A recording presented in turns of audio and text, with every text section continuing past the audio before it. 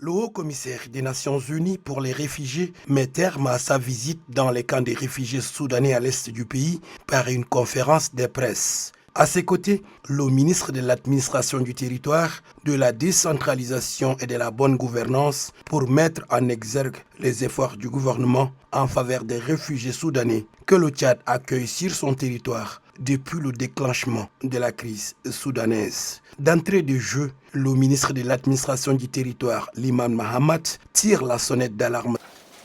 Selon les dernières statistiques datant de juillet 2023, plus de 940 000 personnes ont trouvé refuge sur notre sol, fuyant principalement les violences au Soudan. Plus précisément, plus de 763 000 Soudanais ont dû quitter leur pays à cause du conflit qui s'y déroule. Ces chiffres, en constante augmentation, illustrent l'ampleur de la crise humanitaire que nous traversons. Cependant, force est de constater que nos capacités d'accueil et d'assistance ont atteint leurs limites. L'occasion était indiquée pour le gouvernement, à travers le ministre de l'administration du territoire, de rappeler les efforts déployés à tous les niveaux par le gouvernement de transition en faveur de ces réfugiés soudanais. Liman Mahamat réaffirme la volonté du Tchad, sous l'impulsion du président de transition général Mahamat Idriss Déby Itno, à ne pas se désengager et pour accueillir des personnes en détresse. Mais cependant, il plaide pour une mobilisation des ressources auprès de la communauté internationale afin d'aider le Tchad à faire face à cette situation.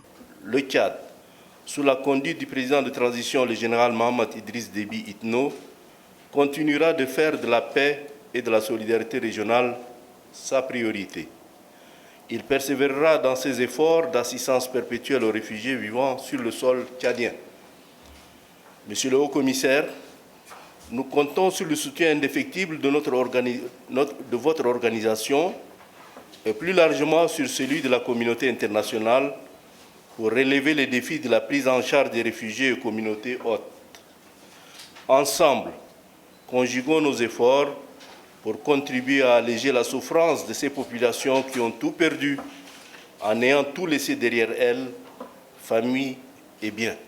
En réponse, le commissaire des Nations Unies pour les réfugiés, Filippo Grandi, a d'abord remercié le Tchad pour son hospitalité et de ses actes de générosité en leur faveur. Le Tchad aujourd'hui héberge 1 million de réfugiés.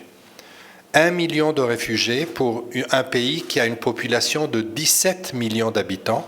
Ça veut dire qu'une personne sur 17 dans ce pays est un réfugié. Il y a très peu de pays au monde qui présentent une situation pareille.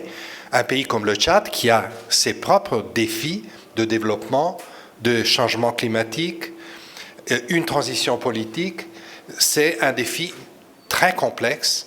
Pour Filippo Grandi, la situation de ces réfugiés soudanais et des populations hôtes est une priorité pour l'ONU. Et je peux vous dire que le secrétaire général des Nations Unies, qui a envoyé tout d'abord son adjointe il y a quelques semaines, il y a quelques mois, et qui appuie fortement ma visite aussi, est très conscient de cela et nous a instruits, nous tous, dans le système des Nations Unies, à donner priorité au Tchad pour le